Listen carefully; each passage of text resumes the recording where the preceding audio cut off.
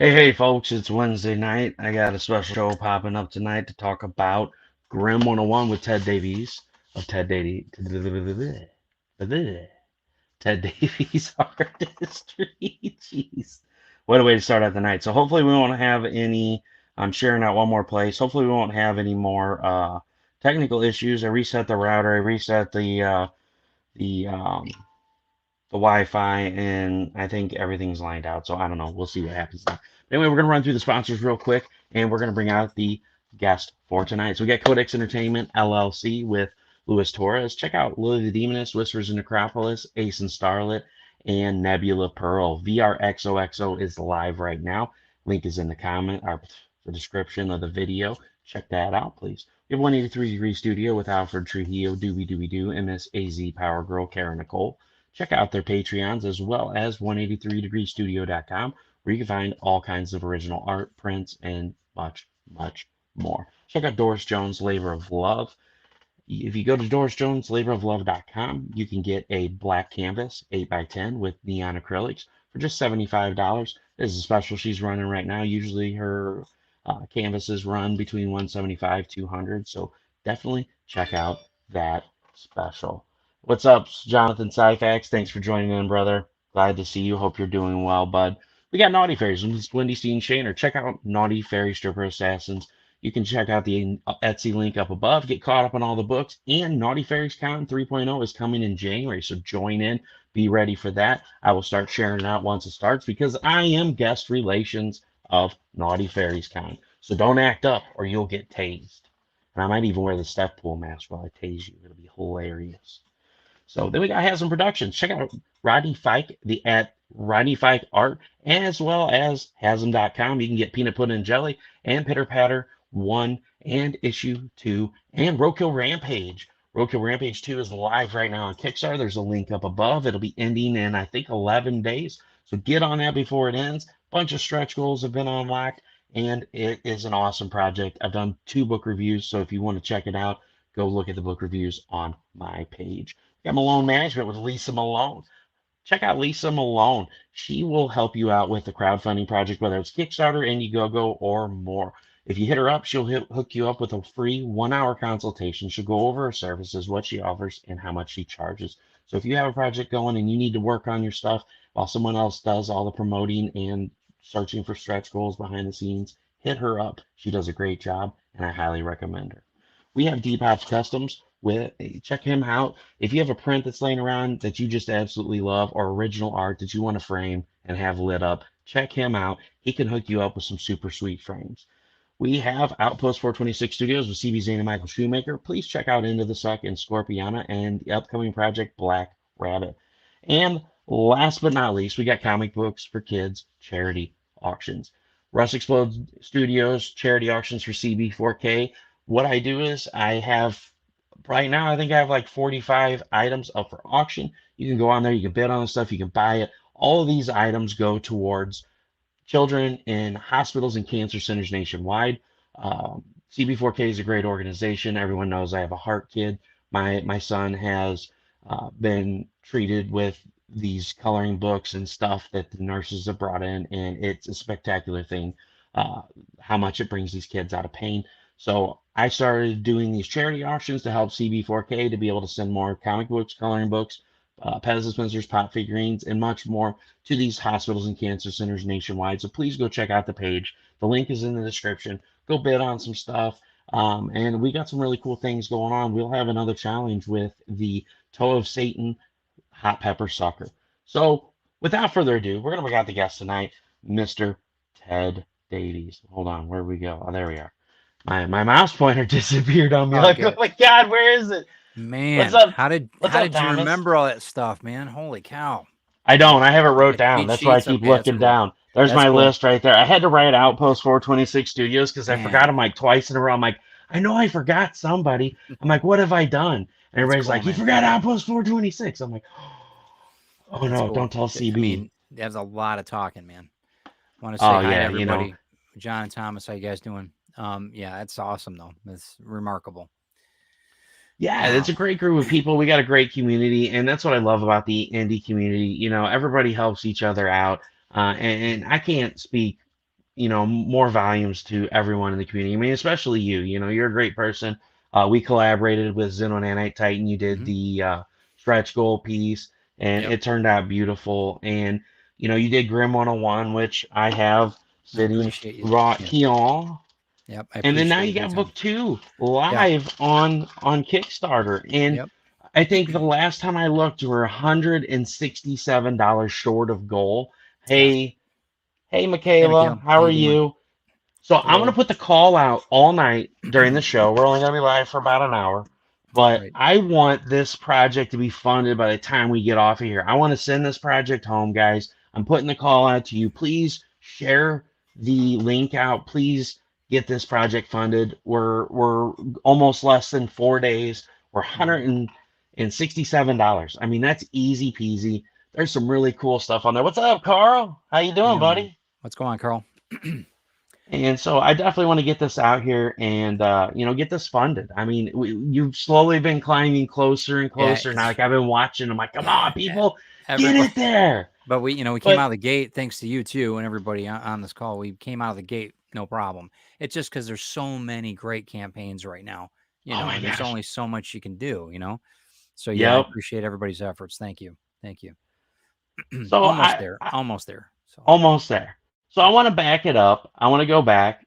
And you've never been on here one on one before. You did come Mm-mm. on and do the panel on Blastcast, and Yep. we had a great time on It was there. fun. It It gets a was fun. little crazy, and we get a little out of hand. It's like the green room, only we're Yeah. live and other people can Only recording see. it. Yeah. Yeah. Right. So I want to talk about you. How did you get inspired to get into art? What made Oh you man. want to start drawing, and what age did you get into that? My dad was an artist, so it was kind of in the DNA. So I was yeah, I was christened in it, man. Pretty much. My dad was a pretty prevalent artist, so I've always there's always crayons or pencils or God knows oil paints or something I got into. That was probably 3 or 4 when I really started drawing. And I took notice, or my parents took notice of it pretty early on. So I always reared in art and everything else with that. My dad designed cars for Ford, so I was always drawing cars and getting in. He was a pseudo architect, and so he wanted me to go to school to be an architect or a car designer. I saw what Ford did to my dad. He had a great run with Ford, but I saw a lot of the Saturdays he was there. He worked 3 to 12, even though they were drawing and doing things. This is before computers. He was still there 3 to 12. As I was growing up, and I didn't want that. I wanted to make sure that I was. It was great. He's an awesome dad. I don't mean that, but it was just very. I wanted something more than that. You know. So an No, architecture allowed that. So yeah. Well, I mean, it's hard on your body. You work in those hours, then yeah, you're working the yeah, weekends. You don't have time to spend with your family, with your yeah. kids, and it wears on you. Hmm. You're working all week, and you're not seeing your family. You get home late. You spend Yeah. an hour or two with them, Well, you eat dinner. what he did was really cool because our my school was right down the street from us in Detroit, where I grew up, and I went to a Catholic school during grade school. But what he would do is, and this is really what I loved about my dad. He picked me up at lunch, so my lunch hour was spent with my dad. So That's I had awesome. to, yeah. So it was only like 30 minutes or 40 minutes, but I got to have lunch with him every day. So I didn't get to go, and say go to baseball practice or anything else like that because we only had one car. But yeah, it was awesome. So you know what, whatever, it was still great. So it's all how you look at it. But yeah, I know what you're saying. I understand. Pretty So awesome, so man. fast forward, what got you into comics and wanting to do, Um, write and do yeah. comics and write Grim 101, what kind of So led up to this whole, writing and art bit? I always was a storyteller, and I was from 6 years old. I mean, Star Wars was when I was a kid. I was 7 years old. Star Wars came out. So action figures, everything was like that was it. And the first comic book I ever had, it's actually right behind me here, is um Star Wars #1. And I still That's have it. awesome. It taught me how to read. And that kind of got me hooked. And then I was always into comics all through my life, but architecture was what I did for 28 years. I went to school for it, went to school for art, college for fine arts and everything else. So I had kind of a dual major. So I knew that I was going to be successful in it, just how I did it. But the biggest thing was always a storyteller. If I was designing homes, I was still telling a story about the family that was moving into that house, or whether who's going to have a cup of coffee at 6 in the morning when the sun's coming up. It was all designed, and how things were. So it was always that. It was always in my mind. So drawing and writing, it was always writing with specification. You know what I mean? It was like, this is what you're going to do when you've got the house is all done. I would write a letter out to the homeowners.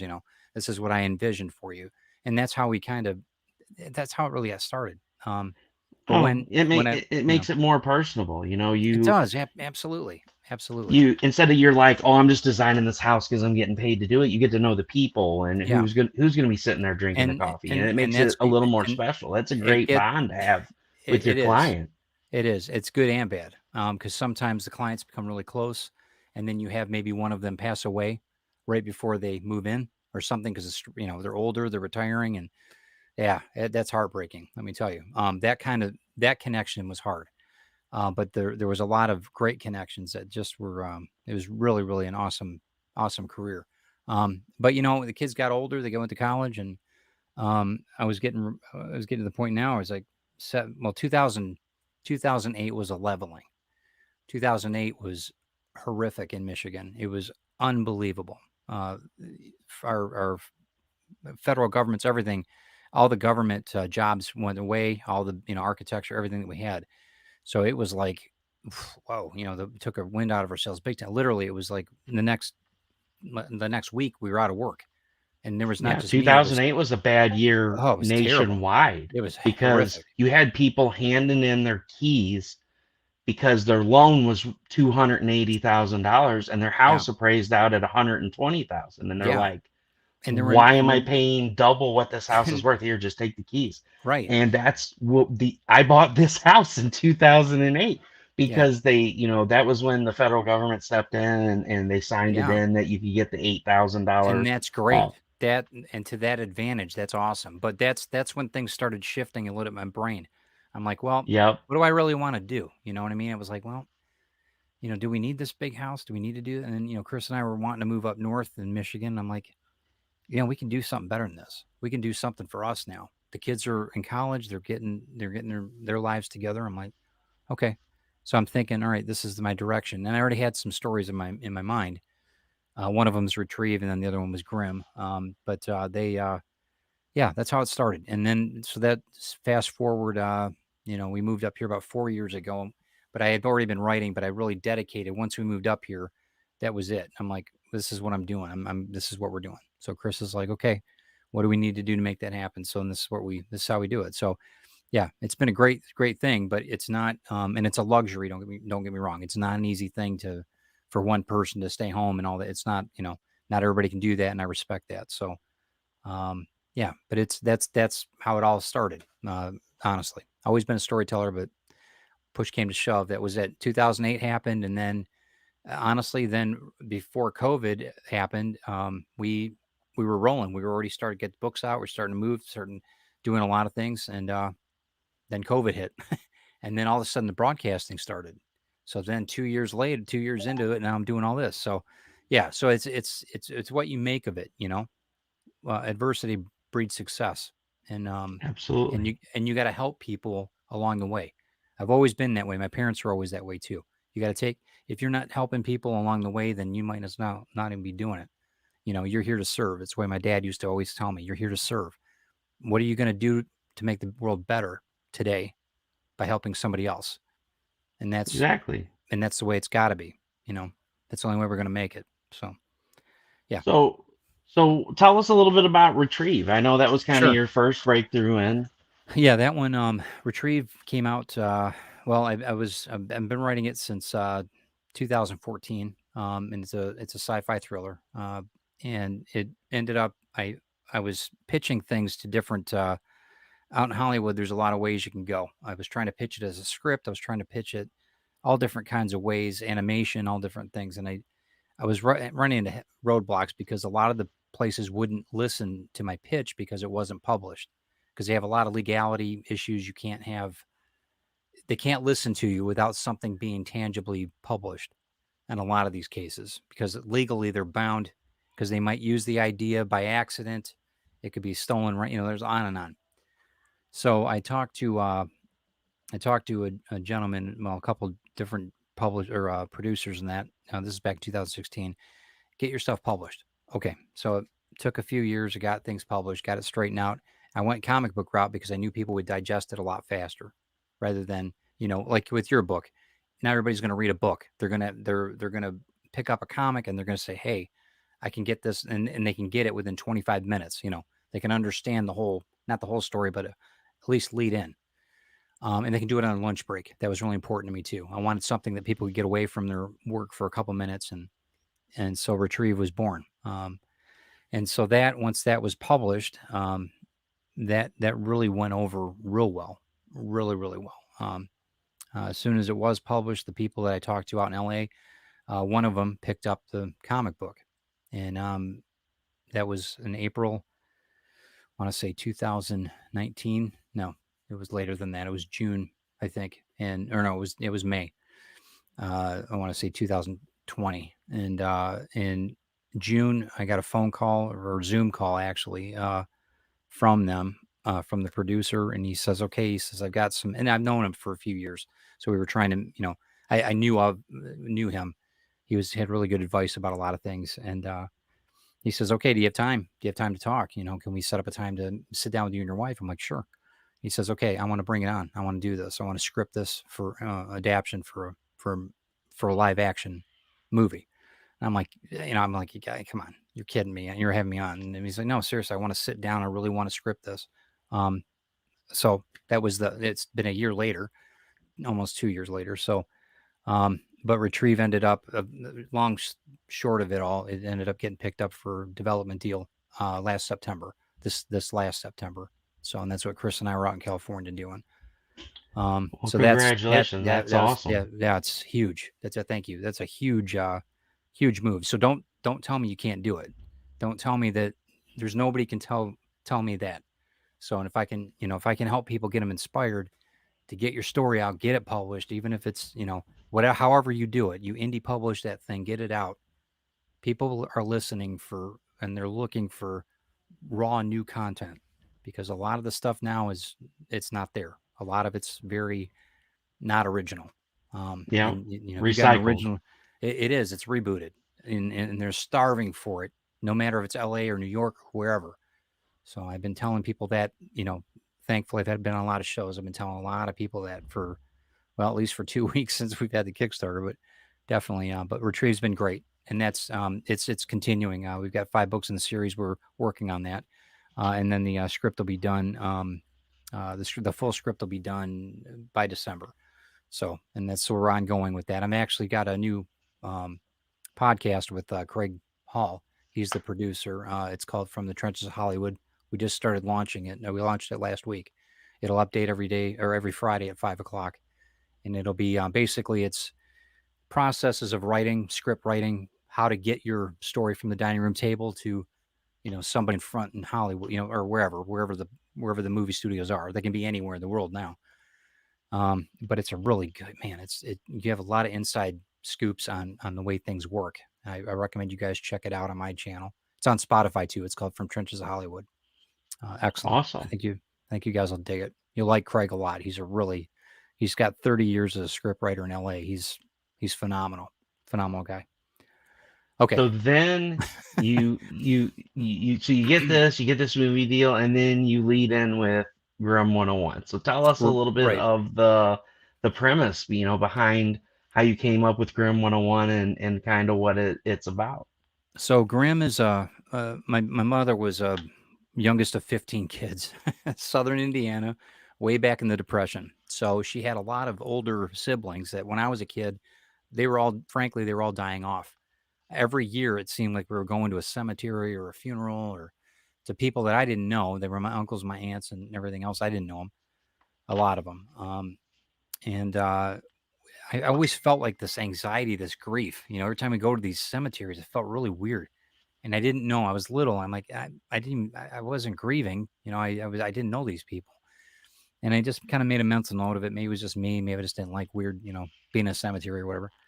And later on in life, I'm thinking, well, I've had a couple jobs and some of the jobs I hated. And I thought back to that time. I'm like, What if there's somebody that makes you feel that way? Not necessarily the place makes you feel that way, but somebody's job is to make you feel like you're supposed to feel anxiety or depressed and everything inside a cemetery. So I started doing some work on, doing some research on Grims and what their jobs were in cemetery, the mythology of it all. And the thing about a Grim is interesting because there's a lot of different things. There's all different kinds of aspects of Grims, but there's one that really struck me that, what if he's stuck there, he can't quit his job because that's what he's doing or she's doing. And what if there's no way that he can leave this job and he hates it and he's not very good at it? That's a great story. That could be awesome. That could be hilarious. What if he's, because what if he makes people feel better in the cemetery when they come to visit their loved ones? And what if they can't see him and hear him, but they can feel it? That made a lot of sense to me. So I started making notes about things, and that's how Jim the Grim was born. And how he arrives and he doesn't know how he even got there. He's been there 150 years. He's nobody can hear or see him. And the book is based on a memoir of his life, of what he goes through, of not being heard, not being seen, wondering where he's from, what he is, and what exactly he's doing, because it's very confusing for him, as it would be. But he does find a book. He finds a book on the cemetery floor. And one thing about him, he floats around. He can't really set foot on the cemetery ground. It causes him a lot of pain, a lot of like a burning sensation. It's like hallowed ground. He can't. He just floats around. So you'll see him throughout the book, and you'll see him with the miniature and that type of thing. We'll talk to in a minute. But he's always standing on a gravestone or in a tree, or he's never on the cemetery ground proper. And you'll learn a little bit more about that in book 3 and 4. But he the book that he finds is called Grim 101. It's a manual, and I know you have manuals at work. We all hate those manuals, but he's embraced it. It's become his vocation, even though he hates it. And there's a bunch of rules in it about how to treat, how to have people feel terrible when they're in a cemetery, when they're visiting their loved ones. And he's like, this isn't me at all. He said, I'm stuck here and I don't know what to do. So, and it deals with his, 150 years of what he's gone through. And the book ends, the first book, I'll give a little inside tip. The book ends, the first memoir ends with the caretaker's cottage. The woman that moved in next door to the caretaker, into the caretaker's cottage, is a Pinterest witch, and she ends up thinking that she can see him. I mean, she can see him and hear him, and she's like, I must have summoned him. He's here to my my command. And he's like, no, I've been here a while. He said, that's great that you can see me and everything. And that's kind of how the comedy ensues. And the second book picks up where she comes in. Her name's Gwen, and it's her memoir. And it's based on how her reaction is to what's going on with him and this whole cemetery thing, and why she moved up there, or why she moved by the cemetery, and what she's going through in her life. And it's a dark comedy. I've suggest it's a little romantic too, if you can call it that. But it's very gothic, very dark in certain respects. But there's a lot of hilarity in it too. You'll see a lot of fun in it too, to where the things that we don't really think of would happen because they're two different. One's a human being, one's not, and it's just funny how their lives are very much alike, but not alike, and it's really quite funny. So. But yeah, so that's it. There's going to be 4 books in the series. The second book, like I said, is Gwendolyn's viewpoint. So it's a little bit, it's more, there's more to it than the first book because she has a lot more to say. So I think you're muted. I don't know if you can hear me or not. Maybe you guys can hear me.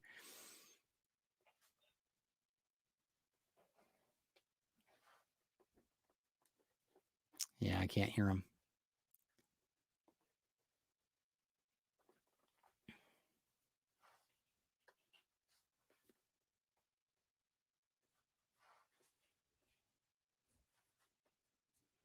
You can't hear us though? No, that's good. Hey, Carl. We'll talk while he figures that out. So hello, Megan. How you doing? Lewis. Yeah, we can't hear him. Oh yeah, I was muted. There you go. That's cool. I'm just talking to Anyway, everybody. what So I good. was saying is I love the cover. Thanks. Um, I love how the it's grayscale in the background and the characters are colored and the flowers are colored. It's just an absolutely beautiful piece. I'm in love with it. Thanks. And what I Thanks. was saying was is looks like you got a couple more backers because we're now $136 from Oh, funding. thank you Guys, guys. I, Thank I you. really want to get this funded before the end of the show. We're gonna be live for another, half an hour or so. But please, guys, share this out. Share this with your friends. Get this out here. If you can't back it, it's a-okay. We understand. Absolutely. Yep. Not everybody can back everything, but it's free to share or even throw $1 at it. Help get it closer to the goal. I'm gonna pop the link in there. It is a very good book. Like I said, I do have book one, as I showed it off earlier. There's book Yep. one Very right good. there. I And then got you the got hardcover because the I'm a hardcover. I'm a Yeah. sucker for hardcovers. Me too. And that was one thing too. We changed up we've got the fronts of the hardcovers are all the same, but they're different colors. They're gonna be different colors. So, but yeah, I did it a certain way too, so that people can make notations in the book. They can actually they can start dreaming a little bit. They can start writing a little bit to themselves too. I did this because I've got a lot of educators in my family, and they've asked, "Hey, is there a space in there that you can maybe add or keep a space in there so maybe we can teach and teach writing a little bit more?" And it's more so just as a creative thing. You'll notice it when you'll get the books and see, oh, okay, I see what he did there. And it's a hybrid book. It's not really a comic book. It's not really a novella. It's an illustrated book. I mean, that's a way to put it, I guess. But it's kind of Well, a it's kind of hybrid. like mine. Everybody's like, I don't quite know what to call your book. I'm like, it's an Right. illustrated novel. And that's the beautiful thing about it. We're independent authors. It's great. We We can can do name it whatever whatever we we want, want. right? Right. I love it. I That's love the it. best part. I know. Oh, well, we don't like your ending. You need to change it. I'm not changing my ending. Sorry. Sorry. Sorry, it's my book. And so we talked about Retrieve and we talked about Grim 101. What Yeah. is Albino Zulu? So albino, one of the things that Christine, my wife, and I, when we go to the cons and stuff. We're really aware around everybody around us. Try to figure out what is good for the market, what's selling. Not just from a money grab, but one of the things that we had was I've got these really heady ideas. The Retrieve is not a 6-year-old book. An 8-year-old is not going to pick that book up. And Grimm, it's really not set up for that. It's set up for young adults or older, people our age. Albino Zulu fits the niche for kids to get involved with comics. And that was the one thing that I wanted something that was fun and that it was black and white. They could color if they wanted to. They can get into the comic book straight away. It's easy to read. It's not violent, but it can be aggressive in certain regards, I would think. He's a spy, and he's trained and all these other things. But what's cool about is albino is he's an alien. They find him as a baby in the Serengeti, and a Zulu tribesman, a chieftain, raises him as his son. And so he's completely he's in the middle of Africa. He's as white as you can possibly be from another planet, if you will. And he is the most endearing character because this chieftain took him in and raised him, and he taught him all these really special ancient things that the Zulu tribesmen only know. It's really really cool in that regard. So what I did was and he loves it's basically 007 meets Ferris Bueller's Day Off. That's how I sell it normally, and it's just fun. Like I said, the interiors are all black and white, so the kids can color it in. And what I do is I've also got the PDFs on that on my website. So these are actually hard copies I'm offering this on this package. But what's nice about it is that the parents can get the PDF and download the whole book, and they can color out everything and put it all together if they want, or they can send pictures to me and I'll put them on the virtual refrigerator. It's an interactive thing, and that's what I really wanted that for that for not making kids into my clients. I don't mean that, but just I want to have an interaction so they could start out. Hey, yeah, my first comic book I bought with my own money. It was $2 or $3 or whatever it was, or if it was And the shipping, it's gonna be creator $1. hung it on a virtual refrigerator and everybody could see it. How Right. cool is that? And it's something and it's fun. The character's great. I mean, Albino's just such a great character. He's so much fun. The second book on the series I haven't released yet, It was really well received. I sold a lot of copies of Albino Zulu. But the second book, I'm going to teach you a little bit of endangered species here. So, do you know what that animal is? Looks like an armadillo. Okay, so there's a thing called a pangolin, and it sounds like penguin, but it's pangolin. Yeah, I've seen those before. The Yep. pangolin that they're yeah, I've seen it And they're on endangered, right? TikTok. They're Yeah, endangered. right. They are. So I've got a. There was a kid that came up to me and said, "Hey, you got to put a pangolin in this because they're endangered." Okay, so I started doing all this research on it. So actually, as Albino Zulu gets older, he's trained by this trainer, this Zen trainer, basically what it is of this pangolin, and he's got this old Whammo frisbee, and it's a badass frisbee, and he trains all of his spies to use this. It's just a great, really funny.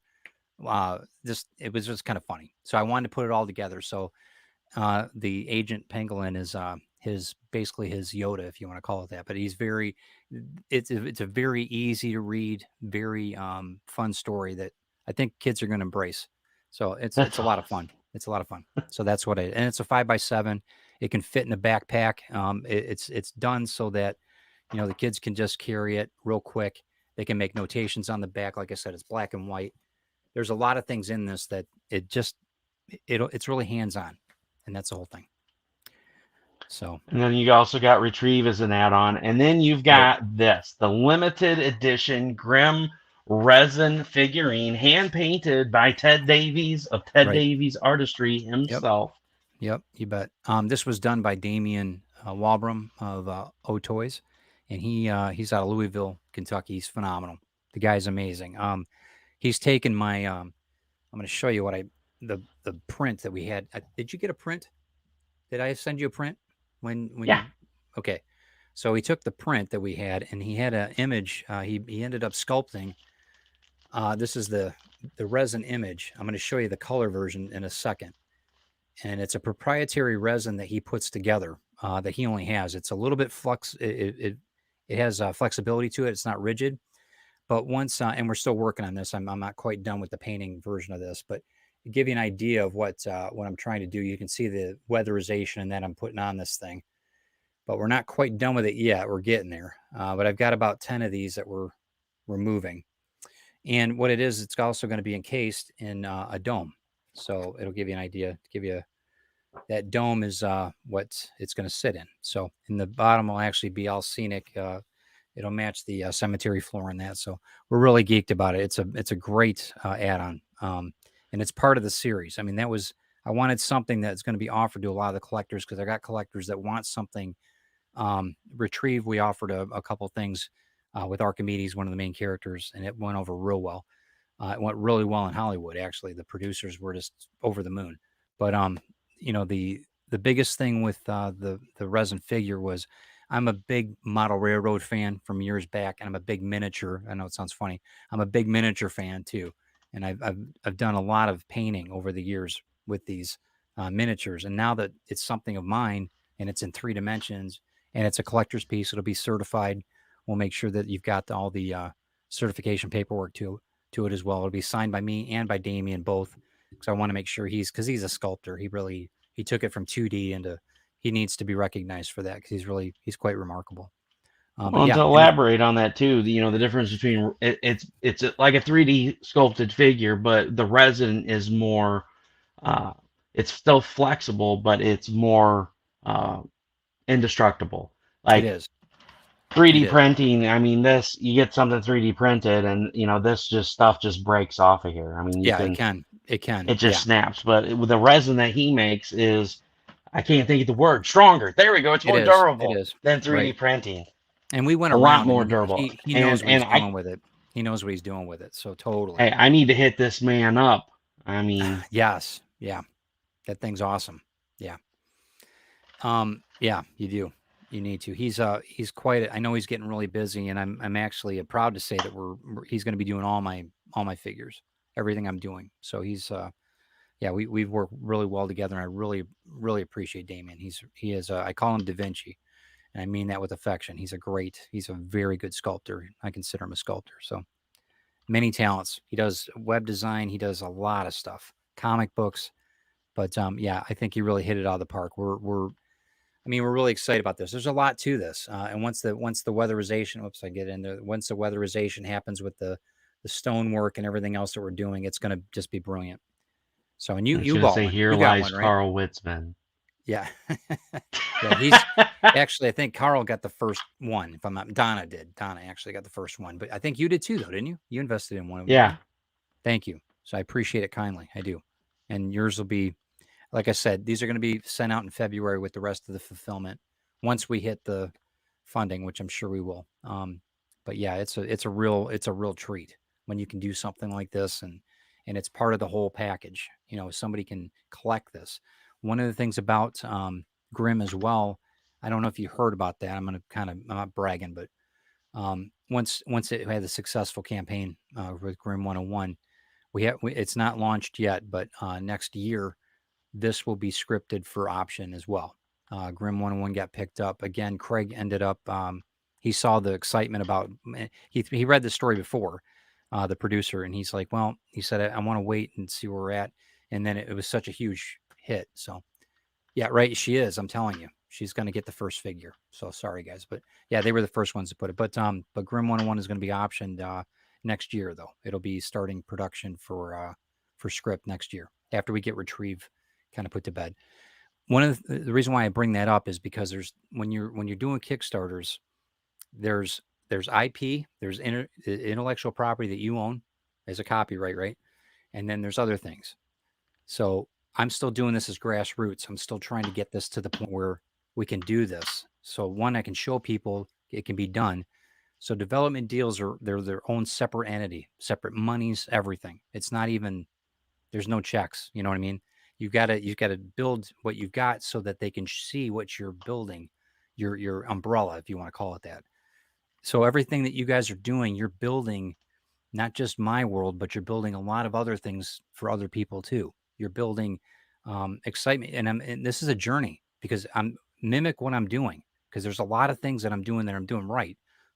Look at what I'm doing and try to make sure that you're listening. If I say something about that you guys can do it, you can. I mean, listen, because you can. As long as the story's sound and it's original, it's not anybody else's story. You guys can do this. But Kickstarter has been a great platform, and I appreciate everybody that's listening in and investing because it means the world to me, big time, big time. And Thank you. ask questions. Yeah, please Not do. don't just listen. Ask questions if you don't understand and you want to do it and you want to learn how to do it right. Ask Yeah. questions. Never be Or, afraid to ask a creator. Hey, because if they don't want to share their information, then it's not a yeah. creator you wanna Oh, right. And communicate with. if it's all, yeah, gatekeeping's over. Forget the Yeah. gatekeeping. It's all done now. I mean, this is the thing we're doing right now. This is what it's all about. It's all rising tide. One of the things about the campaign, Lisa Malone, you said it earlier. Lisa Malone's fantastic. She ran the campaign. No fault of hers. It's just the type of environment that we're in right now. Everybody's got a campaign. So but we came out of the gate. I mean, just storming. I mean, it was great. We set a higher goal, but it filled in quite fast. But it's just one of those things. We're at the end of it now, and we just have to fund. But if you guys are looking for help, Lisa Melone Management really does help. I mean, she really guides and gets it down to where I don't have to worry about it. I know what to expect. Um, there is an investment to that, with her, but I'll tell you what, it's well worth it. She ran a great campaign. The first one, this one's been fantastic. And she's got a group of people. If she doesn't understand it, she will get somebody on her team that does. And yeah, I can't say enough about her. So props to Lisa. I don't know if she's listening in or not, but yeah. I don't know. She might be creeping in the shadows, seeing she seeing what we might got be to say. she might be busy. She might be running another campaign tonight with another client, Yeah, but she might be. yeah. So outside of writing, outside of drawing, what are some of your hobbies that you like to do? Do you like to watch Mm. movies? Do you have video Yeah. games, reading? If I What makes you tick? if I get into video games, I won't get off of them. So it's like yeah, that's a double edged sword, big time. I like uh I like old motorcycles. I like living on a lake. That's one thing. Even in the winter, I like living on a lake. Um, yeah, I'm pretty boring when it comes to that kind of stuff. I love good movies though. Sci-fi movie. I mean, I'm a huge Star Wars fan. Huge Star Wars fan. Um, and there's, It's I not mean, boring. That one there, that's R2D2 back there. That's from 1978 release. I mean, that's original. That's when I was a kid. I mean, I have a ton of stuff like that. Yeah, and Star Wars didn't get me started. Rogue One was like it, as far as I was concerned. When it came out, I was like, oh man, this is. And what's cool about Star Wars is that my kids could enjoy it. They were raised with it, so they're in their close to 30 now, both of them, and it's like it's awesome. It's so cool to have that whole environment based around. I know it sounds corny, but based around a movie. Whether it's Star Wars, Star Trek, whatever. Um, but I like story. I like good storytelling. I like stories to where they're and I like watching movies. I mean, I do, man. And I love cigars. You know that. That's why we have a cigar show. Yeah, Um, that's right. but yeah, I mean, there's so many things I enjoy, so it's just it's hard to pinpoint one. Oh no, I Um, get it. No, but the thing is that what comes to mind first is, your big hobbies. There's nothing wrong, with being into sci-fi movies and stuff like that. Like I'm into movies too. I own, like, I don't even know yeah, how many movies. I'm I with still you. have my VHS tapes and my VCR Cool, because, like, cool. some of these have never been, transferred to DVD or Blu-ray, and I'm Right, like, I still want to watch these movies because right, they're really, really good. right, right. And they're like B movies and C movies. The Sure, acting may man. not be great, the That's writing cool. may not be that great, Cool. Yeah, but it's nostalgia. I watched these it growing is. up as a kid. And Right. Rogue One, by far out of all the new movies, Rogue One was the entire best. It I say that the every ending. time we talk about Star Wars. The ending was just when we first saw it. I'm like, I don't think there's a dry eye in anywhere. I mean, it was unbelievable. I was like, what just happened? Yeah, Yeah, that was crazy. But that yeah, I was mean, I great. enjoy, like Carl said, I enjoy good cigars. I love being able to go out on the beach though. I really do. That's been a real blessing since we moved up here. Even in the winter, on Christmas Day, I'll go out there with my coat on, and I don't care. I'll go right out and just watch the sunrise or whatever. That kind of stuff is you never get tired of that. It's always something new. Every time you see that sun break that water, it's unbelievable. It's just Yep, it's inspiring. It is, and it is. I posted a lot on my Facebook page. It's so inspiring. Yeah. Anyway, I digress. But yeah, there's a lot of fun stuff. A lot of fun stuff. Hey, there's nothing wrong with loving nature. That's how I am too. Like Yeah. we'll go hiking with the kids, and then we'll just like go Hmm. set up and have a picnic out in the woods somewhere. And the kids freak out because they hear a noise and they think it's like a bear coming to eat them. And then Right. I'm that Missouri dad that's like, oh no, it's one of those rare uh Yeah. Amegosauruses. And they're like, an Amegosaurus, what is that? I'm like, man, you better hope that's not what it is, because they like eating little kids. So Yeah. they're all like, Especially loud ones. So you better that's be really me. quiet. Yeah. Right. You better be really quiet. You better don't Oh, but move. yeah, no, that's one of the things I really miss. The last time we went riding, because we have a Razor and a four-wheeler, we Yeah. usually go out to Yeah. like St. Joe State Park. It's an old Yeah. lead mine, and it's like 900 acres. Typically, you only get to ride 450 of it, and Yeah. like one day a year, it's Raleigh at Right. the mines. They open the entire park up, and you can go That's on these cool. trails. But it's just so beautiful going out there. There's these like natural waterfalls and these Yeah. lakes out there, and Yeah. the trails go up and all around them, That's and like you can awesome. go view them from different angles. It's just absolutely beautiful. But Hmm. with COVID last year, they shut down, and then I got hit. So Yeah. with these blown discs in my back, I don't know if we'll You ever just be able to can't go ride. trail riding again. Right. Well, and then you get out there and it's hard if something happens to get back. Yeah, I get that totally. Understand that. So you got to be careful. But yeah, I understand. Even if even if you've got to go to a smaller place, man, just to hang out for the day, it helps. Nature does help, man. There's no way I can get away from it around here.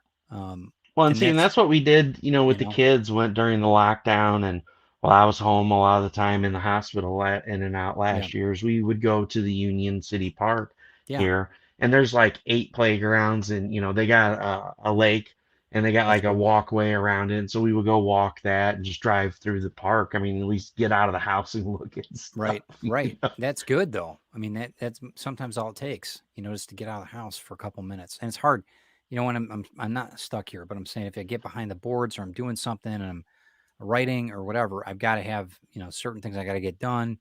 Broadcasting, as you know, I can't Yep. go, I've got to make sure the dog's got its a bark collar on. Not that it hurts or anything; it just beeps. But I've got all kinds of stuff you got to do before you're ready to broadcast, and that takes up a huge amount of time, especially when you got 5 or 6 shows.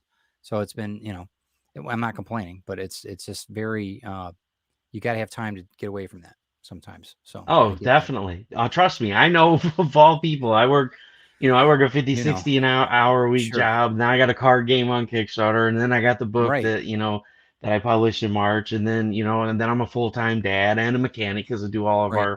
our own car work and stuff, which now Yep. is kind of posing an issue. And me, I'm too hard-headed. I'm like, I don't trust anyone else to touch my vehicle. I like being I, able to know I that it understand that. was done and done right.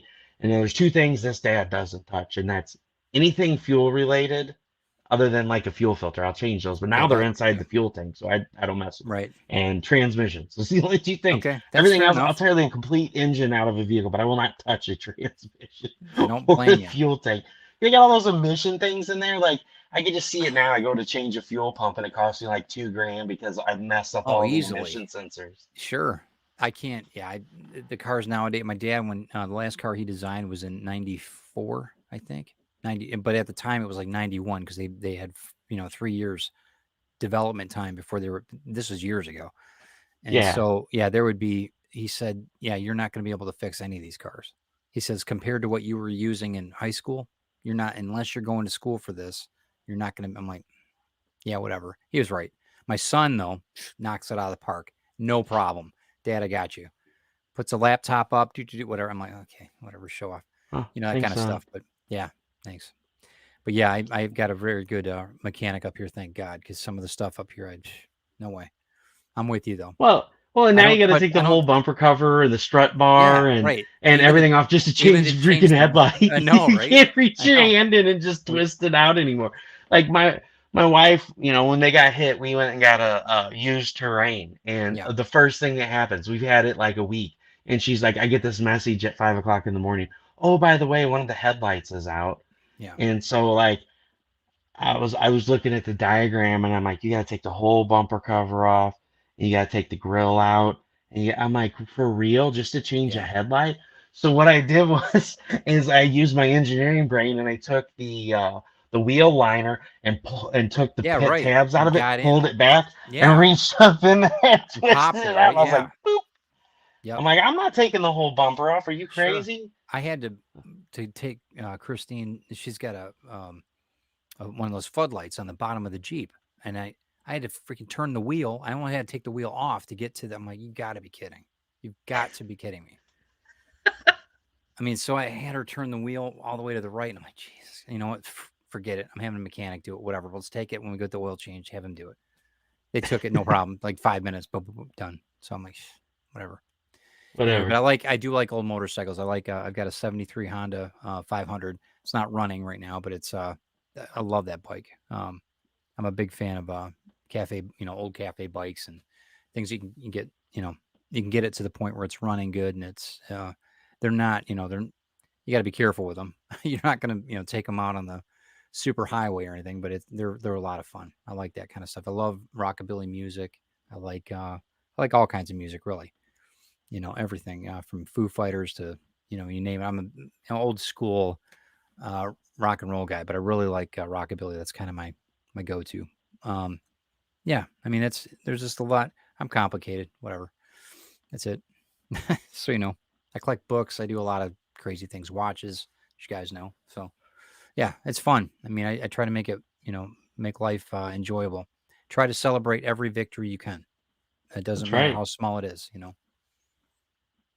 How small it is. So Well, I'm going to give you the full screen. I'm going to let you tell everyone where they can find you. Tell them sure, about your shows. Tell them about your cigar show.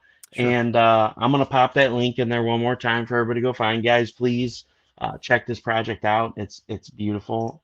And I appreciate it. Thank you, man. once I figure out how to work this thing There here, you there go. we go. You got it. I only clicked it 5 times. It's all good.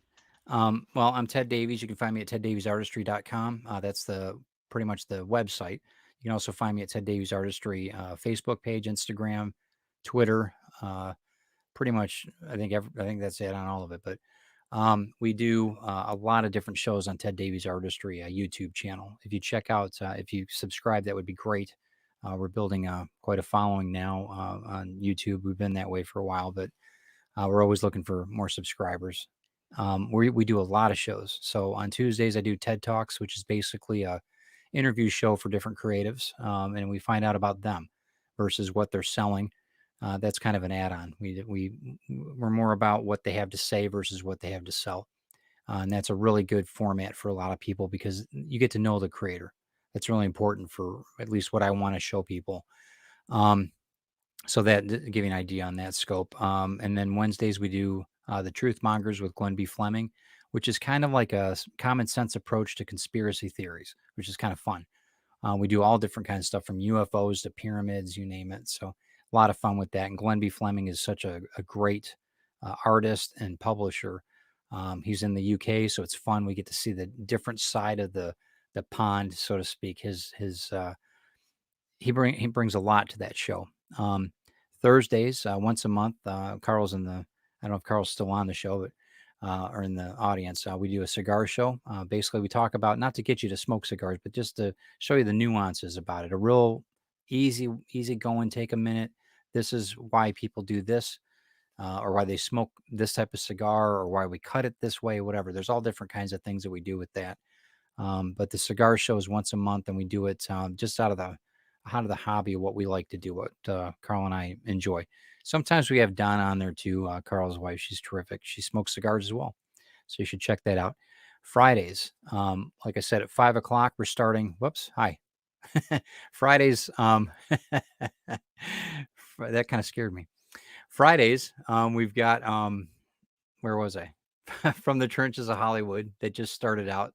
That starts at 5 p.m. And that's with the producer that's Craig Hall, that's doing the adaptation for my books, Retrieve and Grim 101, actually, making them into live action movies. And that'll be, we talk a lot about the process, and he's actually bringing quite a few people in from Hollywood. We have a couple authors that are coming in for these are New York Times bestseller authors that we're going to be interviewing, their process, why they do things a certain way. But it's a great episode based. It's usually recorded, so you can always comment on as far as on the chat, but we're not necessarily in that call, but we're on the video. And that's every Friday at 5 p.m. from the Trenches of Hollywood. You can check us out on Spotify with that as well if you just want to listen to the audio. And then it's on every Friday now, Drinking with the Davies. I've got a drinking show with my wife, who basically she runs the show. I'm more a spoon boy and ice bucket kid, basically is what it is. But we go through how to mix the old drinks they used to make back in the day, and some new ones too, for that matter. But she goes through the history of the drink. It's not to get plowed. It's nothing like that. It's more so just to take it all in. And hey, this is why people. Let's give you a little culture. Hey, this is why they make a martini this way, and this is why they added this ingredient or this or that. But Chris knows more about that than I do.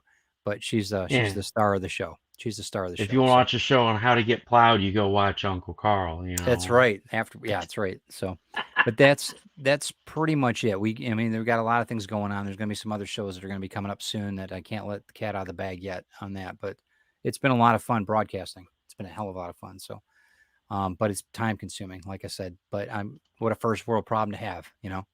It's been awesome. So, and I appreciate you guys listening to me and checking out the book. I mean, the Grim 101 book 2 it's going to be a success, I know. So, and I think the whole series is going to be a lot of fun. I know people are going to enjoy it. So thank you, Russ. You've always been there, always been in the corner, man. I appreciate it, helping me out. So, well, you're welcome, man. Anytime. That's what I'm here for. It's like you said earlier. It's bringing people on, let them talk about their inspirations, and let people learn about them. And the projects are secondhand, and but that is a really good project, and I'm rooting for him. Thank you. Appreciate it. I know you backed me. Thank you very much, everybody else that's shared it out and liked it and financially backed it. Thank you. Appreciate it. Well, we'll see you at the finish line for sure. So we'll see you at the finish line. That's right. Yep. Well, I'm going to kick you to the green room. I'm going to say my goodbyes, and I'll be back in just a minute. Sounds good. All right. Thanks again, guys. Thanks for being on. Yep. Thanks. All right, guys. Thanks so much for being here and hanging out. Please go check out Grim 101 Book 2. and check out the other add-ons as well. And retrieve and check out the statue. It's freaking awesome. I was so excited when I seen that. So definitely some cool stuff going on. Book one is really good. I recommend it highly. I'm gonna have to do a review show on this. I was going to do a review show, but everybody knows my health has kind of taken a turn for the worse. I did have an appointment today, so I don't know if we're gonna get things on track. They're putting off, talking to a surgeon for 2 weeks, and I completely moved my medicines around. I am on vacation from work starting right now. So you will not see me probably for a little while. I'm taking a break from things. I do have a show scheduled for Sunday. That will be the only show that I do over the next week and a half, probably. So if you guys don't see me, it's just me taking a break from things. I'll still be posting the Kickstarter, so please check out Stefpool Circle of Destruction. But I got to step away for a little while and take care of me. And it's my wife's birthday, so we're going out of town.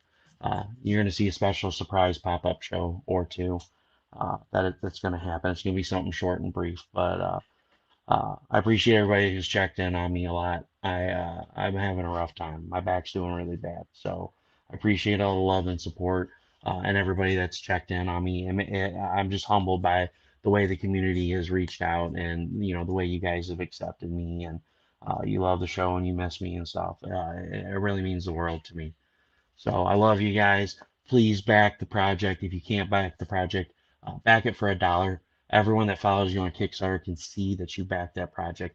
They can go check it out where they might not have otherwise seen it. And if you can't afford to back it for $1, please take the time to share it out. Say a few kind words about it and get it out there so your friends can see it. They can share it, and it just keeps that train rolling, beats the algorithms out. So everyone, thanks so much for being here. For those of you that come back and watch this, thank you as well. Thanks a lot for supporting indies. We really appreciate it. As always, this is Russ Explode Studios with projects and creators that will blow your mind. You guys have a great night and have a great rest of your week.